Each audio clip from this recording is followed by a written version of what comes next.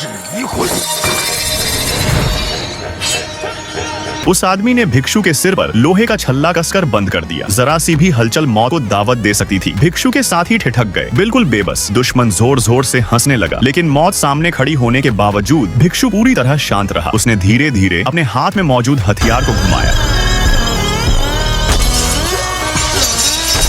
एक ही पल में वो लोहे का छल्ला टुकड़े टुकड़े हो गया। दुश्मन हका बका होकर देखता रह गया। उसे यकीन नहीं हो रहा था कि उसने अभी क्या देखा। गुस्से से भरकर वो फिर से वार करने के लिए तैयार हो गया, लेकिन अचानक उसी के सिर पर एक लोहे का छल्ला कस गया। जैसे जैसे छल्ला तंग होता गया, उसमें घबराहट छाने लगी। दर्द से चीखते हुए वो शहर की दीवार से नीचे गिर पड़ा। भिक्षु शांति से मंत्र पढ़ता रहा और उसे सहज भाव से बोला, जब तक वो अपनी नफरत को नहीं छोड़ेगा, लोहे का छल्ला अपने आप ढीला नहीं होगा। लेकिन उस आदमी को विश्वास नहीं हुआ और वो बेतहाशा छटपटाने लगा। वो बेताबी से खुद को आजाद करने की कोशिश करता रहा, लेकिन जितना ज्यादा वो खुद को बचाने के लिए संघर्ष करता, छल्ला उतना ही कसता जाता। आखिरकार उस आदमी को हार माननी पड़ी। धीरे धीरे उसकी नफरत कम होने लगी। लोहे का छल्ला ढीला पड़ गया और सामने आया गोदने से भरा एक चेहरा। इस आदमी का नाम था विलियम। सदियों पहले विलियम के परिवार ने बादशाह को सत्ता तक पहुंचाने में मदद की थी, लेकिन अंत में बादशाह ने विलियम के पूरे परिवार को तबाह कर दिया। उसने उनके बच्चों के चेहरों पर गोदने गुदवाए और उन्हें एक वीरान टापू पर निर्वासित कर दिया। 30 साल बाद विलियम वापस आया। अपने परिवार के साथ मिलकर वो बादशाह से बदला लेने लौटा था। उनके साथ विश्वासघात करने की सजा देने के लिए अपने कबीले के सरदार के आदेश पर उन्होंने अपने भ्रम के गोले छोड़े। बादशाह के सैनिक अपने ही साथियों को लाल राक्षस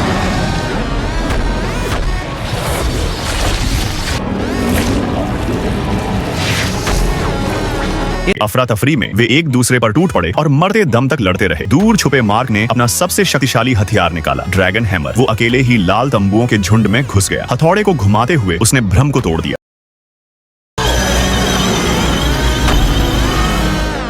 उसी पल सबकी आंखें खुल गईं और होश वापस आया, लेकिन तभी बादशाह के महल में आग भड़क उठी। सैनिक बादशाह की रक्षा के लिए दौड़ पड़े, मगर मार्क उनके पीछे नहीं गया। बजाय इसके वो अपने कमरे में लौट गया। मोमबत्ती की रोशनी में उसने अपने सिर में खुद ही लोहे की सुइयां चुभोईं। उसाद युवान को बुलाने के लिए उसने अपना ही घर जलाया था और जितनी जल्दी हो सके मदद पाने के लिए मार्क अचानक खुद को एक अजीब अलौकिक दुनिया में पाया। एक विशाल कोई मछली आसमान में शान से तैरती चली जा रही थी।